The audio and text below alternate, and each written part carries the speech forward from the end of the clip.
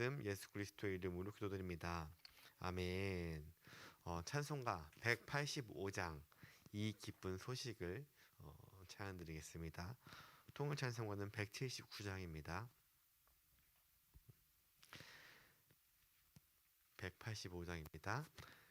이 기쁜 소식을 온 세상 전하세. 큰 환난 고통을 당하는 자에게 주 믿는 성도들 다 전할 소식은 성령이 오셨네.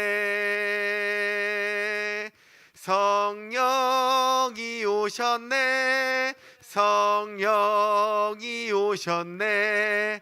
내 주님 보내신 성령이 오셨네.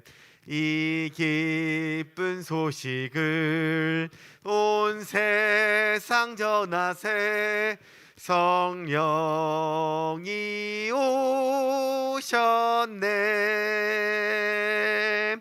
만왕의 왕께서 저 사로잡힌 자 다 구원하시고 참 자유 주셨네. 승리의 노래가 온 성에 들리니 성령이 오셨네. 성령이 오셨네. 성령이 오셨네. 내 주님 보내신 성령이 오셨네. 이 기쁜 소식을 온 세상 전하세. 성령이 오셨네. 한없는 사랑과 그 크신 은혜를 늘 의심하면서 안 믿는 자에게 내 작은 입으로 곧 증언하리니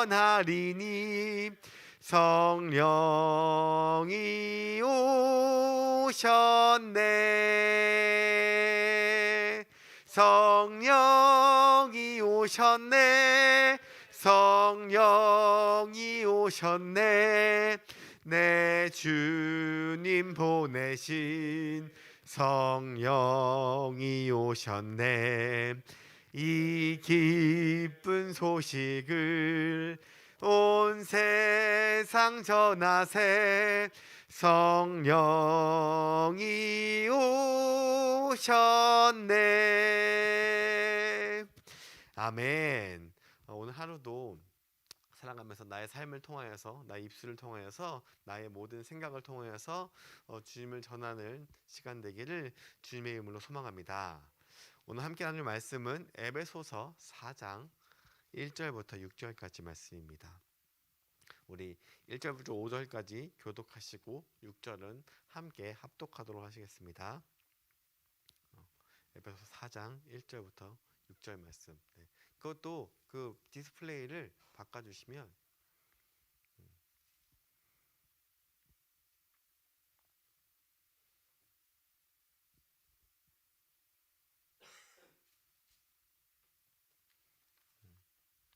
저희가 이제 이 시스템을 바꾸고 나서 디스플레이가 계속 왔다 갔다 바뀌어서 이거를 저는 잘 하니까 바로바로 이렇게 하는데 아직 부목사님은 저 방송실을 많이 안 해서 잘 안 되는 것 같아요. 오늘 성경을 같이 보면서 읽을까요? 네. 자, 먼저 1절 읽겠습니다. 그러므로 주 안에서 갇힌 내가 너희를 권하노니 너희가 부르심을 받은 일에 합당하게 행하여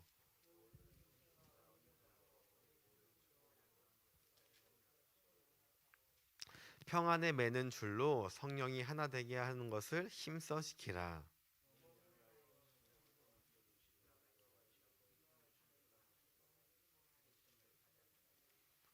주도 한 분이시요 믿음도 하나요 침례도 하나요. 같이 읽겠습니다. 하나님도 한 분이시니 곧 만유의 아버지시라. 만유 위에 계시고 만유를 통일하시고 만유 가운데 계시도다.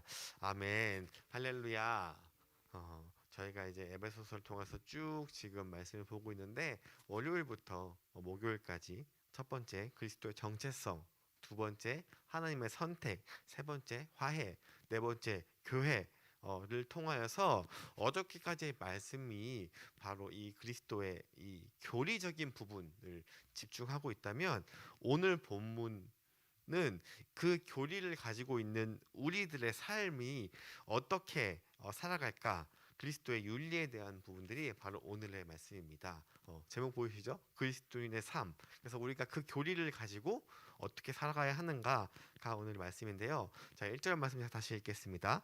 그러므로 주 안에서 갇힌 내가 너희를 권하노니 너희가 부르심을 받은 일에 합당하게 행하여. 우리가 합당하게 이제 부르심 받은 일에 행해야 되는데, 이 뒤에 에베소서는 6장까지 있는데요. 1장부터 3장까지가 약간 그 교리적인 부분이라면, 오늘 본문 4장부터 마지막 6장까지가 이제 4장, 5장, 6장이 우리들이 어떻게 그리스도인으로서 합당하게 행할 것인가, 우리의 삶에 대한 문제를 집중하고 있습니다.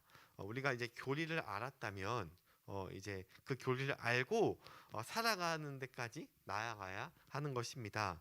우리들이 믿는 믿음과 우리들이 행하는 행함이 같이 있을 때 그 믿음이 온전해진다는 것을 이야기하고 있습니다. 그래서 본문 4장 22절부터 24절 말씀 제가 읽겠습니다. 너희는 유혹의 욕심을 따라 썩어져가는 구습을 따르는 옛사람을 벗어버리고 오직 너희의 심령이 새롭게 되어 하나님을 따라 의와 진리의 거룩함으로 지으심을 받은 새 사람을 입으라. 그래서 우리가 새 사람을 입어야 되는데, 새 사람으로서 살아가야 하는 데 있어서 에베소서 5장과 6장은 실질적으로 어떻게 살아가야 하는가에 대한 말씀들을 하고 있습니다. 그래서 아비들아, 자녀들아, 남편들아, 그리스도인으로서 어떻게 살아가야 하는지가 나와 있는데, 그럼 우리가 어떻게 이 새 사람이 될 수 있을까요? 우리는 이미 많은 설교를 통하여서 그리고 매번 듣는 말씀을 통하여서 이미 우리는 알고 있어요. 그리고 성경이 정확한 가이드라인을 주고 있고, 우리는 가이드라인을 항상 받고 살아가고 있는데, 그런데 그게 쉽지 않죠? 그렇게 살아가는 것이 노력하는데도 쉽지 않아요. 그나마 말씀을 듣고 나서는, 오늘 말씀을 듣고는, 아, 내가 이렇게 살아야지, 하나님이 이렇게 하라고 하셨구나, 내가 그 말씀대로 살아가야지 라고 그 말씀이 기억나니까 그 말씀대로 이제 행하는데, 그런데 조금 살아가다 보면 이 세상 가운데 막 사람들을 만나고 이야기를 하고 세상에 치우면 어느덧 그 말씀은 내 머릿속에 남아있지 않아요. 남아있지 않다고 없는 것이냐? 아니죠. 축적돼서 순간순간 나오는데, 그런데 이게 참 그 말씀이 쭉 유지가 되어서 살아가는 것이 아니라 이 전과 같이 똑같이 반복되어 살아가는 경우가 너무도 많습니다. 그래서 오늘은 실질적으로 이 그리스도의 삶이 어떻게 되어야 하는가 하는 말씀, 이미 이 5장 6장에 쭉 나오는데, 그 말씀을 나누기보다는 왜 우리가 그렇게 못 살아갈까를 좀 초점으로 말씀을 나누려고 합니다. 우리가 왜 그렇게 계속 반복되어서 하나님의 말씀대로 살지 못하고 나아가는 것일까요? 그것은 바로 우리의 그 세계관이 바뀌지 않아서입니다. 세계관이 뭘까? 세계관? 세계관이라는 말 쓰잖아요. 그 제가 청년 청소년 사역을 하니까 교회를 오면은 제일 먼저 어떤 걸 파악하냐면, 이 청년들이, 이 청소년들이 어떤 걸 좋아하지? 어떤 걸 기준으로 두고 있지? 어떤 연예인을 좋아하지?를 먼저 파악을 해요. 왜냐면 그들과 소통해야 되니까, 청소년들과 청년 소통을 해야 되니까. 그런데 남자들은 이렇게 뭐 아이돌 가수를 좋아하거나 이런 경우가 많이 없는데, 여자는 많이 이제 그런 걸 좋아할 나이인데, 여기 와서 어, 많은 아이들이 NCT라는 가수를 좋아하거든요. NCT 들어보셨나요? NCT? NCT 하은이도 NCT 좋아하고요. 그래서 예나도 NCT를 좋아하고, 그리고 지금 저 왔을 때는 예수이도 좋아했고요. 은혜도 좋아했어요. 대부분의 아이들이 NCT라는 가수를 좋아했는데, 그런데 NCT는 SM이라는 큰 대형 기획사의 소속 가수거든요. 저희 뭐 3대 기획사, 뭐 JYP, 뭐 YG, SM 이런 거 들어보셨죠? 그래서 SM이 뭘 잘하냐면 세계관을 짜는 걸 잘해요. 우리가 영화 그 어벤져스라는 영화 보셨어요? 어벤져스도 큰 마블의 큰 그 세계관을 통하여서 나와서, 그래서 뭐 토니 스타크 뭐가 막 나오고 뭐 스파이더맨이 나오고 막 하잖아요. 그 다 그 세계관 안에 그 영화가 이루어져 있는 거고요. 그리고 근데 그 SM이 이 세계관을 잘해서, 이 SM은 이 가수들이 그 SM의 일대 가수가 이제 그 일대라기보다는 그 세계관을 정립하는 가수가 이제 H.O.T라는 가수부터 이제 쭉 세계관을 이제 이루어져 있거든요. 그런데 그 막 뭐 레드벨벳, 뭐 에스파, 뭐 이런 게 다 SM 가수인데, 이제 이름을 들어보셨을 수도 있고 모를 수도 있는데 알 필요는 없어요. 알 필요는 없는데 이들이 그 엑소 때부터 본격적으로 세계관을 했는데, 그들은 이미 지구인이 아니에요. 그 세계관에서는 그 가수들이 지구인이 아니어서, 그래서 막 그 뭐 어떤 사람은 순간 이동을 하고 어떤 사람은 불을 다스리고 하는 세계관을 그 가수들한테 넣어요. 그래서 그 팬덤을 형성하는데, 그 가수의 팬덤을 형성하는데 그것과 같이 공유를 하고 팬파를 쓰고 이런 것을 통해서 그 팬들을 잘 형성하게끔 만드는 것에 중요한 것이 이 세계관인데, 그런데 제가 왜 이야기했냐면 NCT는 제가 그것을 보면서 세계관을 많이 따라갔거든요. 아이들이 가수 좋아하니까 JYP에 있는 가수들의 세계관도 보고 YG도 보고 하는데, NCT는 너무 방대한 거예요. NCT가 사람도 17명이거든요. 가수가 엄청 많은데 그 17명의 세계관이 한 사람 한 사람도 틀리고, 또 그 종족도 있어요. 종족도 있어서 이 세계관 그래서 아무리 생각해도 제가 이거를 막 파고 이제 소통을 하고 얘기해야 되니까 했는데도 이걸 못 깨달아서 제가 물어봤어요. 하은아, 대체 NCT는 세계관이 뭐야? 뭐 예나야 세계관이 뭐야? 라고 하니까, 근데 더 황당했던 거는 그 본인도 그 세계관을 모른대. 너무 방대해서 그게 그 좋아하는 사람들도 모른다는 거예요. 이런 식으로 세계관이 굉장히 중요한 역할을 합니다. 그리고 그 유튜브 같은 거 많이 보시나요? 요즘에 뭐 그 SBS, MBC, KBS에서 그 개그 프로그램, 개그 콘서트 같은 프로그램들이 다 없어졌잖아요. 그래서 이제 그 TVN의 코미디 빅리그라는 거 하나만 남았는데, 그래서 많이 없어지면서 많은 개그맨들이 방송을 하지 못하니까 어디로 갔냐면 유튜브로 갔어요. 유튜브로 가서, 이제 유튜브는 컨텐츠를 목적으로 이제 많이 나오잖아요. 근데 그 개그맨들이 어떤 걸 컨텐츠로 했냐면, 세계관을 형성해서 어떤 때는 개그맨 둘이 그 결혼을 해가지고 실제로 하진 않았는데 부부인 세계관을 잡아서 그 부부간에 있는 갈등이나 재밌는 요소들을 이게 조금씩 찍어서 올리는 사람들도 있고, 어떤 개그맨은 막 자기가 어떤 과장인데 과장으로서의 막 뭐 힘든 어려운 것들을 막 담으면서 그 세계관을 유지해 가면서 하는 것들이 요즘 20대 30대 애들이 굉장히 열광을 하고, 그러한 유튜브들이 100만 200만 이렇게 넘어가는데, 그래서 이 세계관이 굉장히 중요합니다. 그래서 이것이 형성이 되면 그럼 그 사람은 그 사람이 되는 거예요. 혹시 그 다나카라고 들어보셨나요? 다나카? 요즘에 개그맨 중에 한 명인데, 다나카의 세계관은, 이 사람은 한국인인데도 불구하고 일본인이라는 그 세계관을 형성을 해가지고 말도 막 어눌하게 해요. 그래서 뭐 다나카는 마그노나루도를 가서 막 이렇게 진짜 일본인처럼 말을 한 한국인이에요. 근데 그 사람은 세계관이 일본인이어서 TV에서 나와서 지금 뭐 MBC나 이런 데 나와서도 그 세계관을 유지를 하고, 그리고 막 요새 부캐라고 하잖아요. 부캐. 그래서 막 부캐 유재석은 뭐 놀면 뭐하니 같은 데에서도 막 세계관을 통해서 하는 것들을 막 하는데, 그래서 이 세계관이 형성이 되면 이거는 그 사람이 되는 거예요.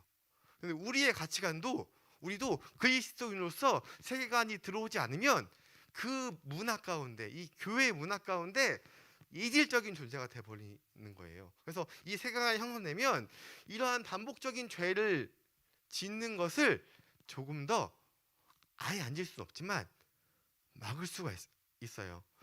우리는 지금 이 현재의 세계를 살잖아요. 그래서 내가 살고 있는, 내가 자라온 환경과 내가 경험한 경험치, 이런 것들로 인해서 이 땅을 살아가는 세계관이 성립이 됩니다. 그래서 우리의 세계관, 저의 세계관은, 저는 대한민국에서 태어났고, 그래서 저희 누나와 같이 쭉 자라면서 둘째의 세계관으로 쭉 자라서 지금 이 자리까지 온 이것들, 이 모든 환경을 통하여서 이 세계관이 형성이 되는 거예요. 그래서 이 세계관을 통하여서 뭐가 형성이 되냐면 저의 가치 체계가 형성이 돼요. 그래서 세계관을 통해서 가치 체계가 형성돼서 나의 가치관이 형성됩니다. 이 가치관은 틀려요. 어떤 사람은 돈이 가장 가치가 있고, 어떤 사람은 친구가 가장 가치가 있고, 지금 10대 말 20대 아이들은 돈보다, 명예보다, 공부보다 더 중요한 게 친구예요. 친구. 그게 1순위예요. 저도 20살 때 그랬고. 그래서 가치관이 형성됩니다.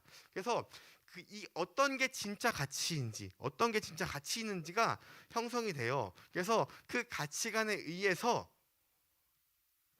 나의 행동이 형성이 되고 있습니다. 그래서 우리는 이 세계관이 변해야 가치관이 변하고, 그래서 가치관이 변해야 나에게서 나오는 행동도 변하는 거예요.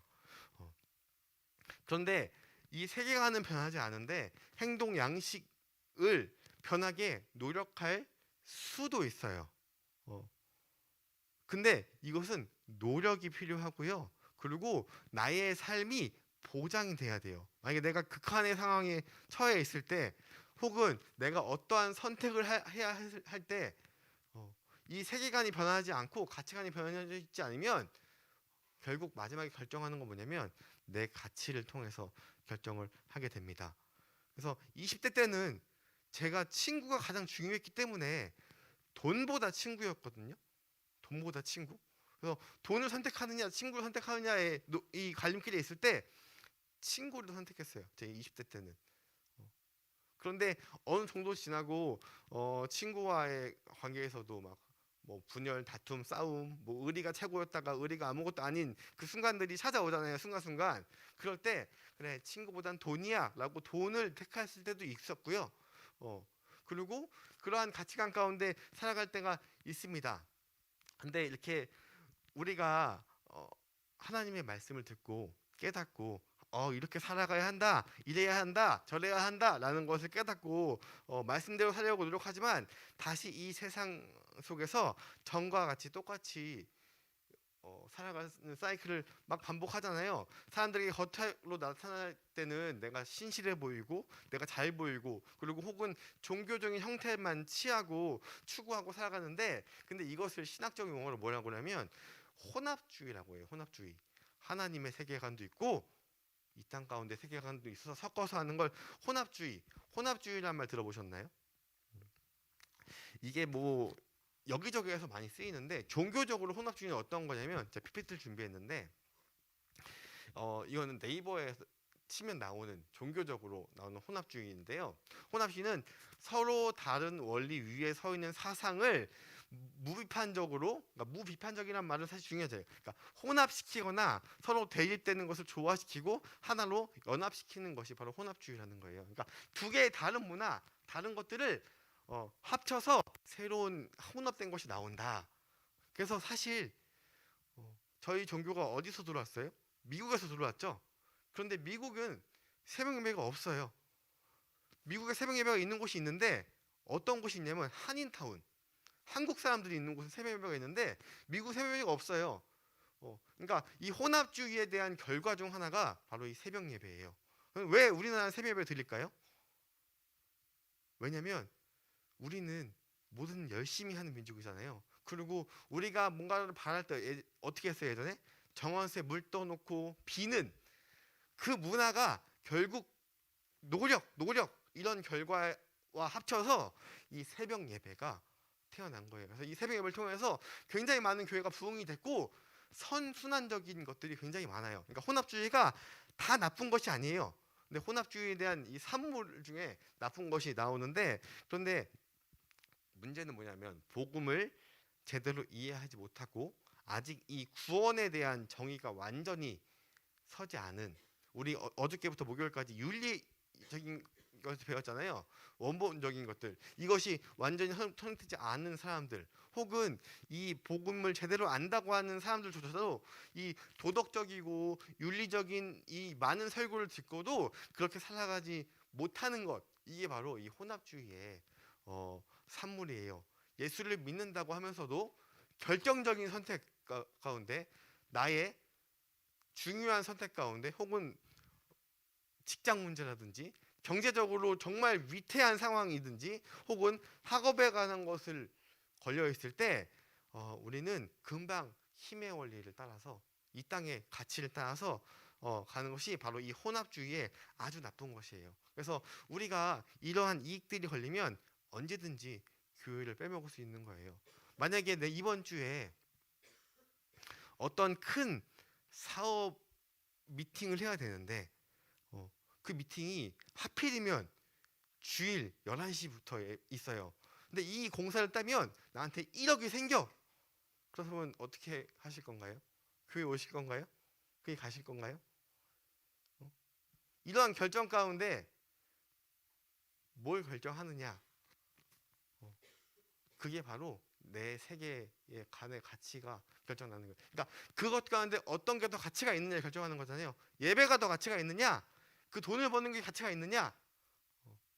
제가 좀 극단적인 예를 들었는데 이런 게 혼합주의입니다. 제가 어릴 때부터 같이 쭉 신앙생활을 했던 친구였어요. 초등학교 3학년 때부터 20살 때까지 같이 막 열심히 교회를 한 번도 빠지지 않고 다니던 친구가 있었는데, 그런데 그 친구가 이제 교회를 이제 어릴 땐 같이 다니다가 커서 교회를 옮겼는데 얘가 23살부터 교회를 나가지 않는 거예요. 그래서 너 왜 열심히 해도 교회 안 나가냐 얘기하니까 이 친구 하는 말이, 자기가 고3 때 막 공부를 해야고 했더니 그때 그 사모님이 그 청소년부를 담당했나 봐요. 사모님이 고3도 예배 드려야 된다. 맞죠? 예배 드려야 되고 참석해야 되고 예배가 더 중요하다. 이렇게 해서 얘는 고3 때 열심히 예배를 나오고 막 했는데, 그런데 그 사모님의 딸이 19살이 됐는데 그 딸이 주일날 교회를 나오지 않는 거예요. 뭐 그럴 수도 있죠. 뭐 사모님의 생각과 그 아이의 생각은 틀릴 수가 있으니까. 그런데 그러한 것들 가운데 사모님이 그 딸에게 그러한 메시지를 주지 않고 심지어 그 교회의 전도사한테 자기 딸을 예배를 끝나자마자 빨리 학원에 태워주라고. 그 전도사가 해야 될 사역이 있거든요. 인데도 불구하고 태워주라고 보내는 거예요. 분명히 그 사모님은 자기와 관련되지 않은 데에서는 얘기를 하는 거죠. 공부보다 예배가 중요해 라고 하는데, 근데 그 사모님한테 실질적으로 자기의 자녀가 공부에 연관이 되니까 그걸 하지 않는 모습을 보고 너무 실망을 해서 그때부터 교회를 안 나갔다는 거예요. 그래서 심지어 지금도 안 나가요. 그래서 항상 만나면 교회적인 이야기하고 그래도 나와야지라고 설득을 하는데 그래도 안 나와요. 그 사건들 때문에 막상 나에게 닥치면 하지 못하는 것이 바로 이 혼합주의입니다. 그래서 우리가 평소에는 예수를 잘 믿는 것 같다가도 이러한 본인의 문제 때문에 그렇게 결정할 때가 있습니다. 우리가 왜 구제해야 될까요? 왜 착하게 살아야 될까요? 왜 도덕적으로 살아야 될까요? 이러한 신학적인 그 교리가 정확하게 성립되지 않고 이 세계관에 빠지지 않으면, 그 세계관에 빠지려면 먼저 필요한 게 뭐냐면 그 세계관을 잘 알아야 돼요. 제가 NCT라는 가수를 알기 위해서 연구했잖아요. 왜 연구했냐면 그 세계관을 알아야 소통을 하니까. 근데 결국 제 그 NCT의 세계관을 받아들이지 못했거든요. 그래서 저는 그 하은이나 혹은 예나랑 그런 NCT에 대한 얘기를 안 해요. 왜냐면 제가 못하니까, 모르니까. 근데 그들도 모르지만 저도 모르니까 그 얘기를 하지 않는단 말이에요. 왜냐면 그 세계관을 모르니까. 우리가 교회적 세계관이 명확하게 있어야, 명확하게 알아야 그것들 가운데 빠져서 이야기할 수 있는 것입니다. 이 기독교 사상 많은 혼합주의가 어디 가든 생겨났지만 이 힘을 추구하는 이 물질주의와 성공주의가 가장 대표적인 이 비성경적 세계관이에요. 근데 요즘엔 이 힘이 굉장히 중요하고 물질이 굉장히 중요한 이 상황이잖아요. 요즘 청소년들, 청년들, 20대들한테 이렇게 너에게 1억을 주면 넌 감옥에서 1년을 생활할 수 있니? 라고 하면은 망설여요. 왜 망설이는지 알아요? 감옥이 나쁜 곳이니까? 아니요. 금액을 늘리면은 너한테 10억을 주면 갈 수 있니? 너한테 100억을 주면 갈 수 있니? 넌 1000억을 주서 갔니? 가치관을 따져서 1억보다는 1년이 더 소중한 거야. 그러니까 그때는 결정하는데 10억, 100억, 1000억, 1000억이면 내가 나와서 일하지 않고 떵떵거리면서 평생을 살 수 있는데 10명 중에 거의 10명 다 감옥 간다고 해요. 얘기를. 근데 물론 그 양심이 있으니까 조건을 걸죠. 내가 죄를 지었어, 안 지었어. 죄를 안 지었으면 갈 수 있어. 근데 저는 죄 안 지어도 제 주위 친구 중에서 감옥 갔다 온 친구들이 몇 있거든요. 근데 감옥이 별로 좋지 않아요. 질도 안 좋고 생활하기도 힘들고 되게 어려워요. 저는 가기 싫거든요. 그래서 근데 죄를 안 졌으면 감옥 같은 거 1년 갈 수 있다고 얘기하는 게 바로 이런 문화입니다. 요새 이런 말이 유행이에요. 만약 너가 돈으로 안 되는 게 있다면 그것은 돈을 더 쓰지 않아서이다. 돈의 금액을 늘리면 그 일을 한다는 거예요. 그게 바로 지금 이 세대의 이 세계관인 것입니다. 그런데 성경은 분명하게 이야기하고 있어요. 로마서 12장 2절 말씀. 아까 잠깐 띄워진 거 보니까 띄워진 것 같아요. 그러면 너희는 이 세대를 본받지 말고 오직 마음을 새롭게 함으로 변화를 받아 하나님의 선하시고 기뻐하시고 온전하신 뜻이 무엇인지 분별하도록 하라. 하나님의 요구를 정확한 거예요. 자, 다시 한번 묻겠습니다. 왜 구제해야 될까요? 왜 도덕적으로 살아야 될까요? 왜 착하게 살아야 될까요? 우리가 월요일부터 목요일까지 그리스도의 정체성, 하나님의 선택, 화해, 교회에 대한 부분들을 나눴습니다. 그래서 그것을 통하여서 하나님이 어떠한 분인지, 그리고 우리를 어떻게 구원해 주셨고 어떻게 선택해 주셨는지, 그리고 예수를 통하여서 우리를 하나님이 창세 전에 선택하셔서 예수를 통하여서 우리의 모든 죄를 다 값을 치러 주시고 우리를 하나님과 화해하게 하셨고, 그것을 통하여서 믿지 않는 사람들과도 화해하라, 이방인과도 화해하라고 말씀하시고, 그걸 감당하게 하기 위해서 예수님이 이 모든 만물의 머리로 오셔서 그 머리이신 예수님을 우리 교회에 보내주셨습니다. 그래서 교회의 머리가 되게 하셨어요. 그래서 우리는 이런 기독교적인 세계관이 딱 들어와 있어야 이 땅이 전부라고 이야기하는, 사후세계는 존재하지 않고 이 땅이 전부니까 이 땅에서 잘 살아가야 해, 이 땅의 가치가 제일 소중해 라고 말해야 하는 그 이방인들, 믿지 않는 사람들에게 복음을 전하고 살아야 하는 게 바로 그리스도인의 삶이에요. 자, 다시 한번 질문하겠습니다. 우리가 왜 구제하고 왜 도덕적으로 살고 왜 착하게 살고 왜 깨끗하게 살아야 할까요? 하나님이 그렇게 하라고 했으니까. 물론 그것도 맞지만 더 근본적으로는 그것을 통하여서 예수 그리스도 복음을 전해야 되는 거예요. 그러니까 그리스도의 삶은 기본적으로 내가 구원을 받았다면, 그러니까 내가 구원을 받는 게 그리스도잖아요. 그러니까 구원을 받지 않았으면은 아직 아니야. 구원을 받지 않았으면 제일 먼저 뭘 해야 되냐면 내가 구원을 받아야 돼. 예수 그리스도가 나의 삶이 나의 죄를 위해서 돌아가셨다는 것이 내가 마음으로 느껴지고 그것이 깨달아지고 하나님을 만나야 되는 게 우선이고, 그걸 만났다면 그 다음부터 나의 모든 행동과 삶과 말의 힘과 모든 것들이 기준이 뭐냐면 하나님을 전하기 위해서, 믿지 않는 사람들을 하나님께 전해야 되기 때문에, 믿지 않는 사람들을, 지옥에 갈 수밖에 없는 사람들을 하나님이 먼저 우리를 맏아들로 불러주셔서 우리의 동상들, 하나님이 아버지고 하나님 아버지를 통해서 우리가 많은 아들들, 딸들이 될 수 있도록 살아가는 게 바로 이 그리스도의 삶입니다. 그래서 이 세계관이 정립이 되고 형성이 되어야 이 세계관 가운데 나의 행동이 바뀌고 나의 가치관이 바뀌고 내가 그렇게 살아갈 수 있는 거예요. 이것이 없다면, 이 세계관이 없다면 하나님이 하라고 하셨으니까, 그것도 맞는 말이죠.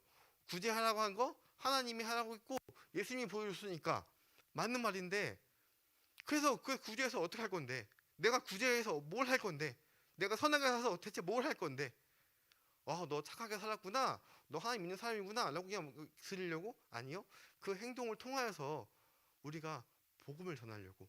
그러니까 궁극적으로는 복음을 전하기 위해서 착하게 사는 거고, 복음을 전하기 위해서 선하게 사는 거고, 하나님을 전하기 위해서, 그러니까 저희의 마지막 목적은 하나님을 전하기 위해서 우리가 거룩하게 살아가야 하는 것입니다. 자, 우리 다 같이 이 말 한번 따라해 볼까요? 우리는 거룩한 그리스도인입니다. 우리는 거룩한 그리스도인이에요. 왜 거룩해야 되냐면 우리가 거룩하게 살아가야, 우리의 삶이 거룩해야 우리를 믿지 않는 사람들이 봤을 때에도, 혹은 믿는 사람들이 봤을 때에도 하나님을 볼 수 있기 때문에. 제 친구는, 아직도 교회에 나가지 않는 친구는 그 사모님의 그 행동 하나 때문에, 근데 그 행동 말고도 사모님의 그 선한 행동들이 많겠죠.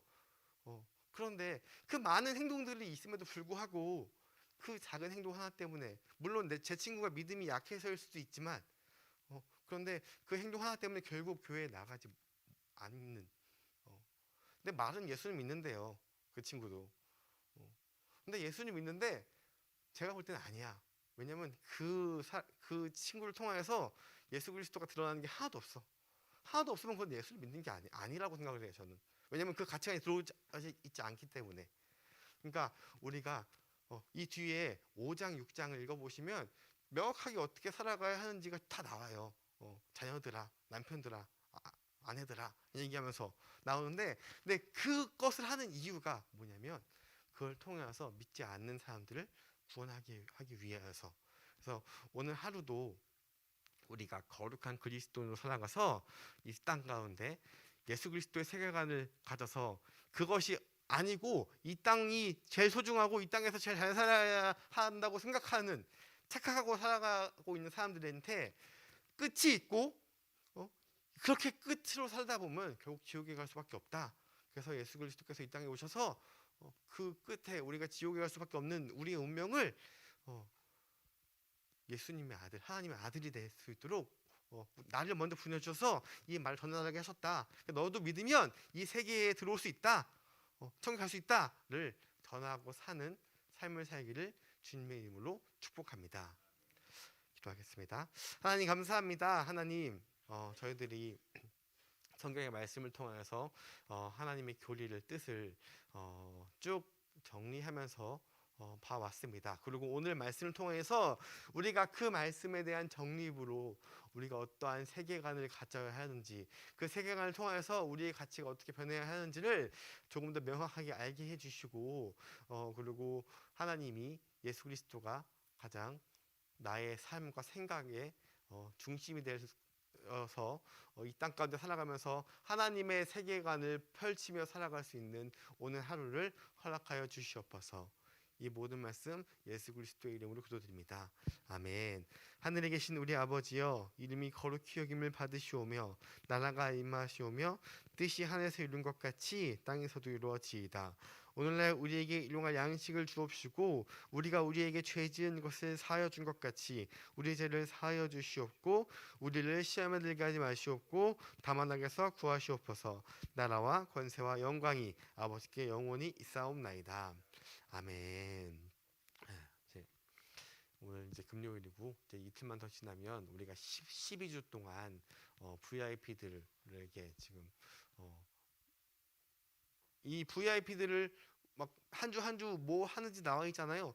VIP와 식사하기, VIP와 나누기, 뭐하기, 이 모든 거는 뭐냐면 결국 그들을 구원하기 위해서 그걸 하는 거고, 그들을 구원하기 위해서 우리가 할 수 있는 건 뭐냐면 전하는 거예요. 전하는 거.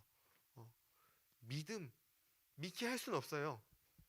믿게 하는 건 우리의 영역이 아니에요. 그건 주님의 영역이니까 전하는 것에 가장 효율적인 것은 교회에 와서 말씀을 듣게 하는 거예요. 그래서 돌아오는 주일날 VIP들을 잘 초청할 수 있도록 이 시간 가운데 그 VIP가 교회의 마음이 있어서 교회에 올 수 있도록 간절히 기도하는 시간을 추가하고, 물론 본인이 가져오고 하나님 앞에 나올 기도를 하고 오늘 하루도 그리스도의 세계관으로 나아가는 그러한 삶을 살기 소망합니다. 주여 한번 간절히 기도하겠습니다. 주여!